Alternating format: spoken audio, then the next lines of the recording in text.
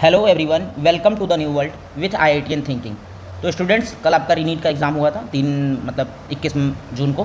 तो आपका उसी का आज हम लोग क्या करने वाले हैं, आंसर की और पेपर का लेवल, डिफ़िकल्टी लेवल ये बताने वाले हैं। पहले तो किसी को घबराने की ज़रूरत नहीं है। Paper was really tougher side and lengthier side also ना। बायो का जैसे अगर आप लोगों ने पेपर दिया होगा तो आपको पता होगा bio was doable, but chemistry and physics was really tough. Chemistry and physics was really tougher side. और पहले क्या होता था कि केमिस्ट्री आपको बचा लेता था, लेकिन इस बार केमिस्ट्री भी टफर साइड में आया है, तो उसको घबराने की ज़रूरत नहीं है। ठीक है, तो कई स्टूडेंट्स हमारा बात हुआ, कुछ लोगों का बहुत अच्छा भी गया है और बहुत लोगों का ख़राब भी गया है, तो उसके लिए उतना वरी नहीं करना है। और मैं ये बता सकता हूँ कि जो भी हमारे लेवल ऑफ 5 स्ट्रेटजी को फॉलो किया था, मतलब संडे स्पेशल टेस्ट, सुपर 45 और लास्ट में लोगों ने रीनीट के लिए फ्यूचर 45 कराया था, वन शॉट वीडियो, तो ऑलमोस्ट क्वेश्चन उसी बेसिस पे आए हुए हैं। तो ये थॉरली गेम था, मतलब ये जो स्टूडेंट आखिरी में पढ़ेगा शायद उसके लिए पेपर नहीं था, जो बहुत इन डेप्थ इन डिटेल पढ़ा था उसके लिए पेपर था। तो paper was really tougher side. तो अब हमारी कई स्टूडेंटों से बात हुई, किसी का 154 158 भी आ रहा है। तो अभी सारे से बात नहीं हुई है, लेकिन अभी तक हाईएस्ट में 154 158 भी आया है कुछ स्टूडेंट का। तो जिन्होंने हमें शुरू से फॉलो किया था उनके अच्छे मार्क्स आए हैं, और बहुत लोग फॉलो नहीं कर पाए, तो उसके लिए कोई वरी करने की ज़रूरत नहीं है। आप अच्छे से पहले अपने आंसर की को मिलाइए और सोचिए कि आप क्या कर सकते हैं। लेकिन ये बता रहे हैं कि पेपर वाज रियली टफ और cut off will definitely reduce. अगर कोई मुझे बोले कि अगर अभी मुझे देखकर कैसा लग रहा है, मतलब फील होकर एनालाइज जो करके मैं बता पा रहा हूँ, मेरे हिसाब से 550 से ज़्यादा कट ऑफ नहीं जाएगा। मतलब 550 प्लस आप आ रहे हैं तो आपको GMC मिलने वाला है। ठीक है, तो आप इसके लिए वरी मत करें। 550 प्लस पे आपको गवर्नमेंट मेडिकल कॉलेज मिल जाएगा इस पेपर में, क्योंकि इस बार फिजिक्स तो थोड़ा कम टफर साइड था as compare to 2025, but chemistry was really tough. Chemistry का अभी तक का सबसे बेस्ट पेपर आया है ना, तो उसके लिए वरी नहीं करना। Chemistry was really good paper. And जो अच्छे से स्टूडेंट जेईई मेंस के क्वेश्चन लगाए थे, जैसे हम लोगों ने संडे स्पेशल टेस्ट में जेईई मेंस के क्वेश्चन बहुत सारे कराए थे, तो उस तरह के क्वेश्चन बहुत आए हैं, मल्टी कंसेप्ट क्वेश्चन आए हैं, तो ये पेपर को रियली टफ बना देता है। तो एग्जाम हॉल में बच्चे कर नहीं पाते। और यहाँ मैंने कुछ क्वेश्चन एनालिसिस करके बताऊँगा कि पेपर वाच, जैसे यहाँ मैंने ईजी, मॉडरेट और लेंदी लिखा है, लेंदी एंड टफर साइड, क्योंकि पेपर ऐसा नहीं है कि बहुत ज़्यादा मतलब टफ में बहुत सारे क्वेश्चन आपको दिख रहे होंगे, लेकिन टफ इतना नहीं है, उसमें लेंदी कैलकुलेशंस है। तो स्टूडेंट एग्जाम हॉल में शायद उससे बचता है। क्यों? क्योंकि वो सोचता है इसकी जगह पे मैं कोई दूसरा क्वेश्चन कर लूँगा, यहाँ मैं फंसूँ ना। ठीक है, तो इसलिए पेपर को वो टफर और लेंदियर साइड में भी कर सकते हैं ना। तो मॉडरेट से तो प्लस ही था, और टफर और lengthier side, lengthier word is better word, क्योंकि वो क्वेश्चन टफ इसलिए बन जाता है क्योंकि स्टूडेंट उससे बचता है, सोचता है कि इसकी जगह मैं 3-4 क्वेश्चन और कर दूँ। आई होप आपको एनालिसिस समझ में आई होगी। तो यहाँ मैंने सब्जेक्ट वाइज क्वेश्चंस और एनालिसिस लिखा हुआ है। अगर आप देखेंगे तो इनऑर्गेनिक के टोटल 16 क्वेश्चन आए थे, और जो कि होता नहीं, इनऑर्गेनिक में 12 to 13 क्वेश्चन आते हैं इस बार, लेकिन पेपर में 16 क्वेश्चन आए थे, और कोऑर्डिनेशन के भर के क्वेश्चन आए थे। तो इनऑर्गेनिक के अगर मैं 15 क्वेश्चन की बात करूँ, इनऑर्गेनिक के अगर मैं 15 क्वेश्चनों की बात करूँ, तो 16 क्वेश्चन में, इनऑर्गेनिक के 16 क्वेश्चन में 5 क्वेश्चन एकदम स्ट्रेट फॉरवर्ड ईजी थे, 7 मॉडरेट थोड़ा माइंड लगाने के, और 4 क्वेश्चन टफेस्ट कैटेगरी में थे, टफर सेट में, कि अगर स्टूडेंट को अच्छे से एनालिसिस करने आता हो, अच्छे से एनालाइज करने आता हो, तभी उस क्वेश्चन को कर पाएगा। ठीक, तो ये क्वेश्चन मेरे हिसाब से था। हाँ, किसी को और कम ज़्यादा लग सकता है, ये आपका पर्सपेक्टिव है, क्योंकि वो डिपेंड करता है आपको वो चैप्टर कितना अच्छा है, लेकिन generally according to me this was the level of the paper. Okay, inorganic में 15 क्वेश्चन थे, और स्ट्रेट फॉरवर्ड ईजी क्वेश्चन मैं एक ही रखूँगा, 9 क्वेश्चन मॉडरेट रखूँगा, और 5 क्वेश्चन टफर साइड में रखूँगा। ठीक है, बहुत लोग बोलेंगे, बहुत कोचिंग वाले बोलेंगे, सब कुछ बोलेंगे कि पेपर वाज आसान था, ऐसे था वैसे था, लेकिन ये मैं स्टूडेंट पॉइंट ऑफ व्यू से बता रहा हूँ ना। ठीक है, टीचर पॉइंट ऑफ व्यू से नहीं, कि एग्जाम हॉल में स्टूडेंट बैठ के किस तरह से इसको करता, किस क्वेश्चन को इजी और मॉडरेट में रखता, और टफ क्वेश्चन मतलब उसको छोड़ के चला जाता। तो ये मैक्सिमम मैं जो अच्छे स्टूडेंट जो 600 तक कर रहे थे, वो इस पेपर में थोड़ा सा उनको, मतलब उनके लिए पॉइंट ऑफ व्यू से बता रहा हूँ कि वो इस तरह के पेपर को कैसे अप्रोच कर रहे होंगे। ठीक है, बाकी जो टॉपर हैं उनके लिए मैं बात करूँ, कुछ लोग एक्सेप्शन है, लेकिन आपको पता है कि करीब 30,000 गवर्नमेंट कॉलेज के लिए सीटें हैं जनरल कैटेगरी में, तो इतना नहीं है कि सबके लिए इतना आसान पड़ेगा। तो अर्निंग में 1 क्वेश्चन और 9 क्वेश्चन मॉडरेट और टफ क्वेश्चन 5। अगर मैं फिजिकल की बात करूँ तो फिजिकल में 2 क्वेश्चन ईजी केवल थे, और 6 मॉडरेट थे, और 6 tougher side and lengthier side में बोल सकते हैं। लेंदियर साइड में तो कैलकुलेशन काफ़ी करा रहा था, तो उस तरह क्वेश्चन थे। तो ओवरऑल अगर मैं बात करूँ तो ईजी क्वेश्चन थे 8, मॉडरेट क्वेश्चन थे 22, और टफर एंड लेंदियर, मैं पहले बता रहा हूँ, ये इतना नहीं कि 15 क्वेश्चन एकदम नहीं बन पाता, तो अगर कोई लेंदी कैलकुलेशन करता है तो उससे हो जाता भी। तो 30 क्वेश्चन तुम्हारे ईजी थे, ईजी और मॉडरेट, जो कि सबसे बनने चाहिए थे, और 15 क्वेश्चन हमारे टफ थे, तो इसमें 4-5 कैलकुलेशन बेस्ड थे, तो उसको बनाना है। तो जो भी इस पेपर में 35 अटैम्प्ट कर रहा है, this is a good attempt, और वो अच्छे से 31 प्लस भी सही कर रहा है, और 120 प्लस मार्क्स भी ला रहा है, तो there is a very good chance कि मतलब 120 plus is a good marks in this paper, not bad, मतलब कि 120 मार्क्स। अगर मैं पेपर को थोड़ा सा एनालाइज करके बताऊँ कि कितने पे मिल जाएगा, तो अगर जैसे मैं बोलूँ कि अगर कोई बायो में, जो क्योंकि बायो ईजी है, अगर कोई 340 ला रहा है, केमिस्ट्री में करीब 120 प्लस ला रहा है, और फिजिक्स में करीब 90 प्लस ला रहा है, क्योंकि केमिस्ट्री भी इस बार टफर साइड थी, तो वो 550 प्लस पे पहुंच जाएगा, और गवर्नमेंट कॉलेज मिलने के उसके चांसेस बहुत अच्छे खासे हैं। तो ये मेरा एनालिसिस हो सकता है 5-10 नंबर आगे पीछे हो जाए, लेकिन 550 प्लस में आप 100% सेफ़ हैं अकॉर्डिंग टू मी, ठीक है। तो 550 प्लस में सेफ़ है, और हो सकता है कि 530 भी चला जाता है, लेकिन जो 15 मिनट एक्स्ट्रा मिला है वो शायद मुझे लग रहा है कि 15 से 20 नंबर बढ़ा देगा, जो कि 2025 से पढ़ाओ। पेपर 2025 के लेवल का ही था, क्योंकि chemistry was really tougher side, जो कि उसको बराबर कर दिया ना। जो फिजिक्स थोड़ी सी डुएबल थी कंपेयर टू 2025, लेकिन ये जो chemistry was it's very good paper and decent paper. अभी तक का अगर मैं बोलूँ कि अभी तक का बेस्ट पेपर आया था, मतलब कॉन्सेप्चुअल वाइज, अगर जो बहुत अच्छे से कंसेप्ट कर पा रहा होगा, अप्लाई कर पा रहा होगा, वही कर पा रहा होगा, ठीक है। तो एक बार मैं फिर से आपको बता देता हूँ कि टोटल 45 क्वेश्चन में इनऑर्निंग सबसे ज़्यादा आया था, फिर ऑर्निंग, फिर फिजिकल। और अगर मैं क्वेश्चन की बात करूँ तो 8 क्वेश्चन एकदम स्ट्रेट फॉरवर्ड ईजी, जो कि देख कर ही बन जाए। 22 क्वेश्चन में थोड़ा माइंड लगाना है, और 15 क्वेश्चन जो है लेंदी और टफर, मतलब कैलकुलेशन और कॉन्सेप्ट बेस्ड थे, तो ये इस क्वेश्चन को हम मान सकते हैं। अब आते हैं हर एक क्वेश्चन को हम लोग डीप डाइव करते हैं कि क्या मतलब क्या एनालिसिस रहा। हालांकि इसका हम लोग डिटेल सोल्यूशन और हम एनालिसिस करके बताएंगे कि हमारे क्वेश्चन कैसे किस तरह से आए थे, लेकिन अभी मैं आपको आंसर की और बता देता हूँ, और कौन से पेपर से कितने क्वेश्चन आए मैंने पहले ही बता दिया, और लेवल ऑफ क्वेश्चन बता सकता हूँ, ताकि आप लोग देख लें कि आपको कैसा लगा। हो सकता है आपको कुछ अलग भी लगे, हो सकता है आपको जो मैं बोल रहा हूँ वो न लग के कोई और लगे कि ये इजी है, ये मॉडरेट टफ, ये आपके ऊपर डिपेंड कर सकता है। बहुत सारे स्टूडेंट को वो टॉपिक आ रहा होगा, तो हो सकता है उनके लिए वो इजी हो, किसी को वो टॉपिक नहीं आ रहा हो, तो मेरे हिसाब से वो इजी मॉडरेट हो, लेकिन उनको टफ लगे। तो ये जनरल मैं बता रहा हूँ, ठीक है। जैसे ये क्वेश्चन है लैंथेनाइड हैविंग 4 अनपेयर्ड इलेक्ट्रॉन, इसका आंसर ऑप्शन सेकंड होगा। ये नॉर्नी का क्वेश्चन है, मॉडरेट कैटेगरी का। Question number 47 E naught cell का है, यहाँ डेल्टा जी वाले कैलकुलेशन करेंगे, और ये क्वेश्चन मॉडरेट है, तो स्टूडेंट इसको करता है तो थोड़ा कैलकुलेशन कर लेगा, तो इस क्वेश्चन को बना सकता था। 47 क्वेश्चन मॉडरेट है। 48 क्वेश्चन टफ है, क्योंकि उसको स्टेटमेंट अच्छे से याद होने चाहिए, इनऑर्निक के रिएक्शन जो कि स्टूडेंट को याद नहीं रहते, तो इसलिए मैंने इस क्वेश्चन को टफर साइड में रखा है। तो 48 टफर साइड में, इसका आंसर सेकंड हो जाएगा। 49 की बात करूँ, 49 की अगर मैं बात करूँ तो 49 जो हमारा क्वेश्चन है, 49 क्वेश्चन जो है इसमें फेसियल मेरिडोनियल है, तो ये सबको पता होता है, तो दिस इज इजी क्वेश्चन। इसमें भी कंजुगेटेड डबल बॉन्ड है, इसका आंसर थर्ड हो जाएगा। ये भी इजी क्वेश्चन की कैटेगरी में।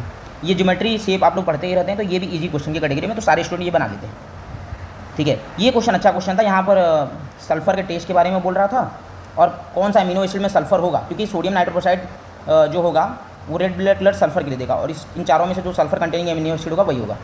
हाँ, question number 53 is really tough, क्योंकि यहाँ पर एंट्रोपी चेंज और प्रोटीन, मतलब किसी को बायोमॉलिक्यूल्स की फील आ रही होगी। हालांकि ये थर्मोडायनेमिक्स और इक्विलिब्रियम बेस्ड मिक्स क्वेश्चन थे, तो इसको मैं टफ कैटेगरी में रखा हूँ। स्टूडेंट हो सकता है इसको एग्जाम हॉल में छोड़ के स्किप करके बाकी सब क्वेश्चन करने लगे, इसलिए इसको मैं टफर साइड में रख रहा हूँ। ये क्वेश्चन हमारा जीरो ऑर्डर रिएक्शन का, इसमें भी कैलकुलेशन अच्छे से क्वेश्चन समझ के करना पड़ेगा, तो ये मॉडरेट कैटेगरी का क्वेश्चन है, ये फिजिकल केमिस्ट्री का मॉडरेट क्वेश्चन। नेक्स्ट क्वेश्चन हमारा इनऑर्निक केमिस्ट्री का कायरलिटी और ऑप्टिकल एक्टिविटी, ऑप्टिकल आइसोमेरिज्म पे है। तो सबको पता होता है कि ट्रांस वाला ऑप्टिकली इनएक्टिव होता है, और ये हमारे पास AA3 टाइप जो हमारा होता है कायरल होता है, तो ये पता होता है, तो ये मॉडरेट लेवल का क्वेश्चन है, लेकिन इसको भी अच्छे से पढ़ा होना चाहिए, तो this is a moderate question. Question number 56 भी हमारा मॉडरेट क्वेश्चन है, क्योंकि यहाँ पर उसको स्टेटमेंट बेस्ड क्वेश्चन आने चाहिए करने, तो इसका आंसर ऑप्शन थर्ड हो जाएगा। 57 क्वेश्चन की अगर मैं बात करूँ तो 57 क्वेश्चन में स्पिन ऑनली मैग्नेटिक मूवमेंट की क्वेश्चन की बात कर रहा है, तो यहाँ पर आपको spin only magnetic movement with the help of CFT आपको निकालना होगा, तब आप कर पाएंगे। इसका आंसर ऑप्शन थर्ड होगा, तो इसमें भी थोड़ा सा आपको सॉल्व करना था, इसलिए इसको मैंने मॉडरेट कैटेगरी रखा है। ये सबको स्टूडेंट को याद होता है, स्पेक्ट्रोकेमिकल सीरीज, तो ये क्वेश्चन भी हमारा ईजी क्वेश्चन है। ये हमारा, अब इसको मैंने मॉडरेट इसलिए रखा है, हालांकि ये आसान भी लग सकता है बहुत लोगों को। पोटासियम का फॉर्मूला याद होना चाहिए सबको ना, K2SO4 L2SO4 का थ्राइस .24H2, तो this is a moderate question, हालांकि इजी भी इसको जा सकते हैं। हाँ, ये क्वेश्चन भी हमारा फर्स्ट आयनाइजेशन एंथैल्पी का क्वेश्चन है, तो स्टेटमेंट बेस्ड क्वेश्चन में स्टूडेंट फंस सकता है, तो ये क्वेश्चन भी अच्छे क्वेश्चन है, तो इसको मैंने टफ कैटेगरी में रखा, हालांकि ये मॉडरेट में भी किसी को लग सकता है, तो ऑप्शन पर। नेक्स्ट क्वेश्चन हमारा ये काफ़ी अच्छा क्वेश्चन है, क्योंकि इसमें GOC रिएजेंट सब मिक्स करके बोला है, और स्टूडेंट को ये समझने में अगर किसी को भी एक रिएजेंट नहीं याद है, या GOC में एसिडिक स्ट्रिंग भी पूछ लिया है और बेसिक स्ट्रिंग भी पूछ लिया है, दोनों का आइडिया नहीं रहेगा, तो ये क्वेश्चन अच्छा खासा क्वेश्चन है, जिसको टाइम टेकिंग और जाहिर सी बात है कॉन्सेप्ट बेसिस क्वेश्चन है, तो इसको मैंने टफ कैटेगरी में रखा है। हाँ, ये क्वेश्चन काफ़ी अच्छा है, ये क्वेश्चन काफ़ी अच्छा है, इसके लिए थोड़ा सा आपको MOT का नॉलेज होना चाहिए ऑर्गेनिक केमिस्ट्री में, ठीक है। तो ये बहुत स्टूडेंट को नॉलेज नहीं रहता है, तो ये बहुत अच्छा सवाल था, काफ़ी अच्छा सवाल था। बहुत लोगों को ये आसान सवाल लग सकता है, लेकिन this is a very good question, ये वेरी कॉन्सेप्चुअल क्वेश्चन है, इसको बहुत अच्छे से सॉल्व कराया जाता है, ठीक है। तो this is a tougher side question. ये रेडियल नोट का क्वेश्चन है, तो कितने नोट हैं, 2 नोट, तो 2 बार कट जाएगा, इसका ऑप्शन C हो जाएगा। तो रेडियल नोट का कर्व, अब स्टूडेंट क्या होता है कि एक चीज़ और बता देता हूँ, ये पेपर मतलब इस तरह के पेपर आते नहीं हैं नीट में ना, मतलब पढ़ाते हैं टीचर्स, लेकिन इस तरह के पेपर आते नहीं हैं, और वो तो स्टूडेंट कभी कभी इस पेपर को देखकर डर सकता है, तो नए क्वेश्चन ज़्यादा देखने को मिले ना, इस तरह के क्वेश्चन आते नहीं हैं, इसलिए पेपर को थोड़ा टफर और लेंथियर साइड में चला गया है, क्योंकि वो स्टूडेंट इस तरह का क्वेश्चन दिखा नहीं रहता, तो एग्जाम हॉल में उसको क्लिक नहीं करता है, ये बहुत इंपॉर्टेंट है इस पेपर के लिए ना, एग्जाम हॉल में क्लिक नहीं करता है, ठीक है। तो इसीलिए हम लोगों ने बहुत सारे JEE मेंस के क्वेश्चन अच्छे क्वेश्चन कराए थे, ताकि आप एग्जाम हॉल में आपके सोचने के तरीके बने, ठीक है। तो कभी कभी हमें कॉन्सेप्ट आता है, और ये बता रहा हूँ इस पेपर में बहुत ज़्यादा नहीं, जो भी 30+ सही कर रहा है, 35 अटैम्प्ट करके, 35 से 40 तक अटैम्प्ट करके, और जिसका भी 35 अटैम्प्ट भी गुड है, 35+ अटैम्प्ट है और 30+ सही है, वो अच्छा कर रहा है। मैं बता रहा हूँ पेपर इस बात रियली गुड। अभी लोगों को लग रहा है, लेकिन जिन लोगों ने ज़्यादा किया उनके काफ़ी गलत होने के चांसेस इस पेपर में रहेंगे, काफ़ी गलत होने के चांसेस। ये क्वेश्चन भी हमारा मॉडरेट कैटेगरी का है, ये KSP का क्वेश्चन है। तो यहाँ पर पहले सॉल्बिलिटी निकालना है, फिर उसके बाद सॉल्व करना है। तो इसका आंसर ऑप्शन सेकंड होगा। ये भी काफ़ी अच्छा सवाल था। 65 क्वेश्चन का 1:3 इलेक्ट्रोलाइट, ये इजी क्वेश्चन है, आप इसको देखकर बना सकते हैं। तो this is a easy question, option A हो जाएगा इसका। 66 आपको जैसे बायोमोलिक्यूल्स का क्वेश्चन है, तो बायो के स्टूडेंट तो मैक्सिमम ये क्वेश्चन कर लेंगे, इसका ऑप्शन 1 होगा।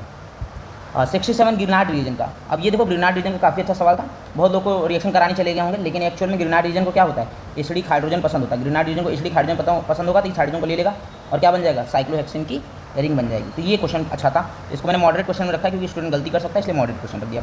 तो काफ़ी कॉन्सेप्चुअल क्वेश्चन आए थे, रेदर देन कि आप रिएक्शन कराएं या फिर रटने वाले क्वेश्चन, या आपको देखे क्वेश्चन नहीं मिल रहे थे इस पेपर में, ये भी याद रखिएगा। ये क्वेश्चन हमारा टफ कैटेगरी में है, क्योंकि यहाँ पर एंड पॉइंट की बात कर रहा है, और एसिडिक मीडियम में रिएक्शन हमें KMnO4 का रिएक्शन पता होना चाहिए और उसके वैलेंसी फैक्टर पता होने चाहिए, तभी आप N1B1 = N2B2 लगा पाएंगे। तो वैलेंसी फैक्टर क्या होता है, 5 होता है, इसका ऑक्सिलिक एसिड का 2 होता है, ये याद होना चाहिए।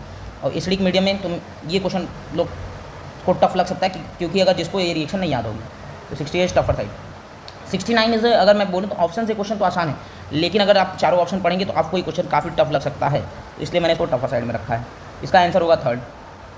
70 का आप देख सकते हैं आंसर कौन कौन सा है, तो मैच भी कर सकते हैं। 70 का होगा आंसर DBCA, एसिड, अल्कोहल और फिर कीटोन और फिर उसके बाद ईथर। ये आपका डाइपोल मोमेंट और पोलैरिटी का ऑर्डर हो जाएगा, तो ये आप देख सकते हैं पोलैरिटी का order. 71 question is really tough. अब इसमें आपको क्या होता है, कार्नोट इंजन, कार्नोट साइकिल, हालांकि फिजिक्स में भी पढ़ाया जाता है, केमिस्ट्री में पढ़ाया जा सकता है, लेकिन वही एग्जाम हॉल में आप जाहिर सी बात है इस क्वेश्चन को स्किप करके बाकी क्वेश्चन बनाने की कोशिश की होंगी, तो ये क्वेश्चन आपको टफ लग सकता है, ठीक है। हो सकता है किसी ने इस क्वेश्चन को कर लिया हो, आसानी से कर लिया हो, क्योंकि थोड़ा सा भी अगर माइंड लगाएगा तो कर लेगा, लेकिन स्टूडेंट पर्सपेक्टिव से मैक्सिमम स्टूडेंट को ये टफ लग सकता है। 72 क्वेश्चन, इसको मैंने मॉडरेट रखा है क्योंकि इसको याद ही होना चाहिए, तभी आप इस रिएक्शन कर पाएंगे। और पता होता है मैक्सिमम लोगों को कि K2MnO4 ग्रीन होता है, तो ये हमें पता होना चाहिए था, लेकिन ये भी आपका मेमोरी बेस्ड क्वेश्चन है। जिसको याद होगा तो उसको तुरंत लिखेगा इजी, लेकिन जिसको नहीं याद है उसको मॉडरेट क्वेश्चन लग सकता है, तो थोड़ा एनालाइज करने की क्वेश्चन। ये क्वेश्चन हमारे पास सिग्निफिकेंट फिगर का क्वेश्चन है, जो कि फिजिक्स में आता है, इस बार केमिस्ट्री में आ गया है, और इसमें राउंड ऑफ करना है, तो ये आप राउंड ऑफ रूल से कर सकते हैं। तो ये क्वेश्चन मॉडरेट हो सकता है, क्योंकि स्टूडेंट केमिस्ट्री में अगर फिजिक्स में अच्छे से पढ़ा होगा तो इस क्वेश्चन को उसको इजी भी लग सकता है। तो this is moderate question according to the chemistry point of view.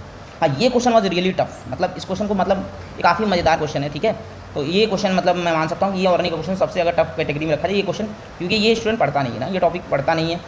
ये JEE मेंस के क्वेश्चन आते हैं, ये मतलब इस तरह के क्वेश्चन स्टीरियो केमिकल बेस पे इतना एक डिफिकल्ट क्वेश्चन नहीं आता है मतलब नीट में, तो ये अच्छा क्वेश्चन है, टफ। तो ये हमारे पास क्वेश्चन नंबर, इसका आंसर 3rd हो जाएगा, ये आप देख लीजिएगा। क्वेश्चन नंबर 75, ये मॉडरेट है, स्टेटमेंट में स्टूडेंट फंस सकता है, लेकिन इसका ऑप्शन बहुत आसानी से होगा। इससे भी बेंजल्डिहाइड बनेगा और इससे भी बेंजल्डिहाइड बनेगा, तो ऑप्शन हो जाएगा 2nd। 76 क्वेश्चन को मैंने मॉडरेट में रखा है, क्योंकि ये क्वेश्चन रटने वाला है। अगर किसी ने विटामिन वाले वो टेबल जो याद किए होंगे तो उसके लिए क्वेश्चन आसान लग सकता है, लेकिन बहुत लोग भूल जाते हैं, इसीलिए बोलते हैं कि विटामिन वाले का आइडिया रखो, ताकि 2 भी ऑप्शन आए तो आप बाकी को एलिमिनेट कर सकते हैं, ठीक है। तो इस तरह से आप एलिमिनेट कर सकते थे। तो क्वेश्चन नंबर 76 का 4 हो जाएगा। क्वेश्चन नंबर 77, इसको मैं ऑर्निंग में रखा हूँ, हालांकि ये फिजिकल में भी जा सकता है, क्योंकि ये फिजिकल में इसलिए जा सकता है क्योंकि यहाँ पर मोल भी निकलवा रहा है, लेकिन ये कार्बन डाइऑक्साइड और कंबशन ऑफ ब्यूटेन जो होता है ये ऑर्निंग में भी हम हाइड्रोकार्बन पढ़ते हैं, तो ये हमारा हाइड्रोकार्बन और फिजिकल केमिस्ट्री दोनों का मिक्स सवाल बोल सकते हैं, ठीक है। तो इसका आंसर आप लोग सॉल्व करके निकालेंगे तो आंसर आ जाएगा 352। नेक्स्ट क्वेश्चन हमारा एल्डोल कंडेंसेशन का है, और यहाँ पर जाहिर सी बात है वाटर लॉस कराएंगे अल्फा हाइड्रोजन से। एक बार बोलते हैं सेल्फ बनेगा, एक बार बनेंगे क्रॉस बनेगा, ठीक है। लेकिन ये चीज़ याद रखना कि हमेशा एल्कीन तो बन जाएगा, लेकिन कभी भी आपका बीच में यहाँ पर नहीं आ पाएगा। आप बना के वाटर लॉस करा के देख लेना, सेल्फ क्रॉस करा के देख लेना, इसका होगा ऑप्शन 3rd। तो ये भी क्वेश्चन अच्छा था, और इस तरह क्वेश्चन आपके नीट के PYQ में भी हैं, तो आप अगर इस क्वेश्चन को सॉल्व करेंगे तो अच्छे से टाइम लग सकता है, लेकिन ऑप्शन से भी इसको खिला जा सकता है। तो ऑर्निंग बहुत सारे क्वेश्चन ऑप्शन से खिला जा सकता है, लेकिन एक स्टूडेंट पर्सपेक्टिव से ये स्टूडेंट को टफ लग सकता है। ये क्वेश्चन भी टफ लग सकता है, क्योंकि उनको 4 ऑप्शन का क्लियर करना पड़ेगा। इसका आंसर होगा 3rd। क्वेश्चन नंबर 80 जो है हमारे पास, इसका आंसर होगा 2nd। मॉडरेट क्वेश्चन है, थोड़ा आपको आयंस को बैलेंस करना पड़ेगा। क्वेश्चन नंबर 81 का आंसर है 1। अब यहाँ पर इसको मॉडरेट कैटेगरी में रखा है, क्योंकि बहुत लोग को इसमें इंटरेक्शन का आइडिया ना हो, तो ये अच्छे क्वेश्चन हैं, मतलब पहला स्टेटमेंट करेक्ट है और दूसरा इनकरेक्ट। 82 रिएजेंट बेस्ड क्वेश्चन है, मैक्सिमम लोगों को ये रिएजेंट याद होता है, तो ये मॉडरेट क्वेश्चन है। तो इसका आंसर होगा ऑप्शन 4। तो रिएजेंट बेस्ड क्वेश्चन है। 83 ऑक्सीडेशन नंबर क्वेश्चन है, ये आप इजीली कर सकते थे, तो दिस इज इजी क्वेश्चन। 84 जो है आपका, ये फ्रीडल का एसाइलेशन और हेलोफॉर्म रिएक्शन है। अगर किसी को उसके बारे में आइडिया होगा तो ये क्वेश्चन कर सकता था। ये मॉडरेट रेंज का क्वेश्चन है, लेकिन रिएजेंट याद होना चाहिए। 85 इज ए टफ क्वेश्चन, क्योंकि थर्मोडायनेमिक्स से स्टूडेंट को डर लगता है थोड़ा सा, और हो सकता है कि उसको फॉर्मूला ना याद हो और कैलकुलेशन भी अच्छे से करवाएगा, तो ये क्वेश्चन टफर साइड में गिना जाएगा। इसका होगा answer second. 86 is a very good question, और इस तरह क्वेश्चन आंसर एक बार आ चुके हैं, लेकिन इन्होंने ई स्क्वायर मिनट इनवर्स थोड़ा आपसे कैलकुलेशन काफ़ी अच्छे से करवाया है। आपको ग्राफ का आइडिया भी अच्छा खासा होना चाहिए, तभी आप इस क्वेश्चन को कर पाएंगे। कैलकुलेशन नीट स्टूडेंट के लिए ये काफ़ी टफ हो सकता है, तो this is a tougher question. Question number 87 की बात करें तो ये राउस लॉ, ये वो आइडियल सोल्यूशन की बात कर रहा है, तो इसमें आपको स्टेटमेंट बेस्ड क्वेश्चन आ गया, तो आपको स्टेटमेंट का अच्छा खासा आइडिया होना चाहिए। तो ये मॉडरेट रेंज का क्वेश्चन है, इसका होगा ऑप्शन 3। 88 इसको मैंने टफ क्वेश्चन क्यों रखा है, क्योंकि हम लोग बस बॉन्ड ऑर्डर याद कर लेते हैं, लेकिन होमो हाईएस्ट ऑक्यूपाइड मॉलिकुलर ऑर्बिटल जिसको होमो बोलते हैं, कि आखिरी इलेक्ट्रॉन कहाँ भरेगा, तो कभी कभी बहुत सारे स्टूडेंट को, मैक्सिमम स्टूडेंट को होमो का आइडिया नहीं होता है, तो इसलिए उनको टफ लग सकता है। हालांकि ये मॉडरेट लेवल का भी क्वेश्चन है, लेकिन आपको इलेक्ट्रॉन पूरे फिल करने आने चाहिए अच्छे से, और होमो मतलब हाईएस्ट ऑक्यूपाइड मॉलिकुलर ऑर्बिटल होता है, ये पता होना चाहिए। तो कभी कभी नीट वाले स्टूडेंट इन सब चीज़ों को इग्नोर करते हैं, तो इसको हमें इग्नोर नहीं करना था। 89 क्वेश्चन ये जो है lambda M equal to lambda naught M minus E under root C का कर पूछ लिया, जबकि अभी तक ये क्वेश्चन नहीं पूछा था, और ये क्वेश्चन काफ़ी अच्छा क्वेश्चन है, टफर क्वेश्चन है, तो एग्जाम हॉल में स्टूडेंट के बनाने के थोड़े चांसेस कम है। वही है क्योंकि लेंदियर कैलकुलेशन पड़ेगा, तो स्टूडेंट इसको छोड़ सकता है, इसलिए मैंने इसको टफर कैटेगरी रखा। 90 क्वेश्चन इलेक्ट्रॉन गैन एंथैल्पी, सबको पता है कि ये काफ़ी क्या है हमारा इजी क्वेश्चन है, सबको याद रहता है, क्लोरीन फ्लोरीन ब्रोमीन आयोडीन, तो ये सब कर सकता है। तो आई होप सब आप लोगों ने देख लिया होगा, सारे आंसर्स देख लिए होंगे, और आप लोगों ने देख भी लिया होगा, मैंने सारा बता दिया है कि कौन इजी मॉडरेट टफ है। ये आपको PDF भी शेयर कर दी जाएगी, मतलब आपको कम्युनिटी में भेज दी जाएगी डिस्क्रिप्शन बॉक्स में, तो आप उसको देख लेकर अपना आंसर भी मैच कर सकते हैं। और पेपर वाज मैं बोल ही रहा हूँ पहले से, paper was really tougher side, तो आपको घबराने की ज़रूरत नहीं है, ठीक है। पेपर अगर टफ है तो सबके लिए टफ है, ओके। और मैंने पहले ही तो आप लोग को ये आइडिया दे दिया है कि 550 से ज़्यादा कट ऑफ नहीं जाएगा, ठीक है, 550 से ज़्यादा कट ऑफ नहीं जाएगा, और क्योंकि chemistry and physics both are tougher, और ये कट ऑफ और भी रिड्यूस हो सकता है, लेकिन 550 से ज़्यादा तो जाने वाला नहीं। तो आप ऐसा मत समझिए कि आपने कम स्कोर किया। जो अगर लास्ट ईयर 650 कर रहे थे, मतलब जो 620 30 कट ऑफ जा रहा था, तो वो आप 550 प्लस जा रहा है, तो आप मतलब समझ लीजिए कि 50 नंबर कम भी स्कोर कर रहे हैं, तो आप उतने ही बराबर हैं जितना आप लोगों ने रीनीट में। अगर आपने 50-60 नंबर ज़्यादा किया था 60 मार्क्स, तो ये 60 मार्क्स कम भी आप किया तो आपका उतना ही रैंक आएगा, बल्कि उससे बेटर रैंक आ जाएगा। तो पेपर टफर है, तो जाहिर सी बात है आपका कट ऑफ भी रिड्यूस होगा। और मैंने पहले ही बता दिया है कि केमिस्ट्री भी इस बार टफर साइड में, और मैंने बोला भी है कि जैसे बायो 340 प्लस अगर आप ला रहे हैं, क्योंकि ईजी पेपर है, केमिस्ट्री अगर आप 120 प्लस ला रहे हैं और आप फिजिक्स में 90 प्लस ला रहे हैं, तो आप अच्छे से कर सकते हैं, मतलब तो आप 550 प्लस में आराम से आप GMC में जाएंगे, आराम से जाएंगे, कोई टेंशन की बात है नहीं, ठीक है। बाकी इस क्वेश्चन का डिटेल एनालिसिस और किस तरह से क्वेश्चन हमारे संडे स्पेशल टेस्ट और वन शॉट वीडियो सबका हम लोग उसको एनालाइज करके आज तो सर इसके एक वीडियो बनाएंगे, तो अभी उसके लिए आपको वो वीडियो मिलेगा अच्छे से, जब हम पूरा एनालाइज कर लेंगे तो उसके लिए एक वीडियो आएगा। लेकिन अभी के लिए आप क्या आंसर की और रेंज ऑफ टफ क्वेश्चन और मॉडरेट इजी आप देख सकते हैं, ठीक है, ओके। तो आपको उम्मीद करते हैं ये एनालिसिस अच्छे समझ में आया होगा, और आपको कोई घबराने की ज़रूरत नहीं है। Paper was really moderate to tougher lengthier side है पेपर, तो आपको घबराने की ज़रूरत नहीं। भले अभी कोई बोल रहा होगा कि मैं ज़्यादा क्वेश्चन कर दिया, लेकिन ये बता रहा हूँ इस पेपर में ज़्यादा क्वेश्चन करने से गलतियाँ होंगी, ठीक है। तो ज़्यादा क्वेश्चन करने वाला पेपर नहीं था। 30 to 35 क्वेश्चन इज़ मतलब बहुत अच्छे स्टूडेंट की इसको 40, 44, 42 अटैम्प्ट किए, उसमें भी उनके गलत हो गए। मैं बोल रहा हूँ ना, बहुत ऐसे स्टूडेंट हैं ना जिनके टेस्ट में हम लोग जब टेस्ट लेते थे 180 आउट ऑफ 180 थे, उनके 154, 158 मैक्सिमम गए हैं। तो paper was really challenging paper, उन्होंने पूरी तरह से जेईई लगाए थे। तो क्वेश्चन का लेवल बहुत ज़्यादा डिफिकल्ट है, लेकिन इस तरह से नीट पूछता नहीं है क्वेश्चन ना, तो इसलिए पेपर टफ है, ओके। आई होप आपको समझ में आ गया होगा, तो घबराने की कोई ज़रूरत नहीं है। पेपर मतलब 550 से ज़्यादा नहीं जाएगा, हो सकता है 520, 30 जाए, वो 50 मिनट एक्स्ट्रा अगर नहीं होता तो paper was really 20-25 level, because chemistry is really tougher side, okay. तो आई होप आपको समझ में आ गया होगा, ठीक है। तो और केमिस्ट्री में लेंदी कैलकुलेशन था, तो स्टूडेंट से बचता है, ठीक है। बहुत लोगों को लगता होगा कि 15 क्वेश्चन टफ नहीं, बहुत सारे कोचिंग वाले बता दूँगे, लेकिन मैं पक्का एनालिसिस करके बता रहा हूँ कि पेपर वाज मतलब काफ़ी लेंदी कैलकुलेशन था, तो स्टूडेंट बचता है क्योंकि उसको लगता है कि मैं फिजिक्स कर लूँगा और इजी क्वेश्चन कर लूँगा, जो कि टाइम बाउंडेशन होता है इस एग्जाम में, ओके। तो आई होप आपको समझ में आ गया होगा। Thank you.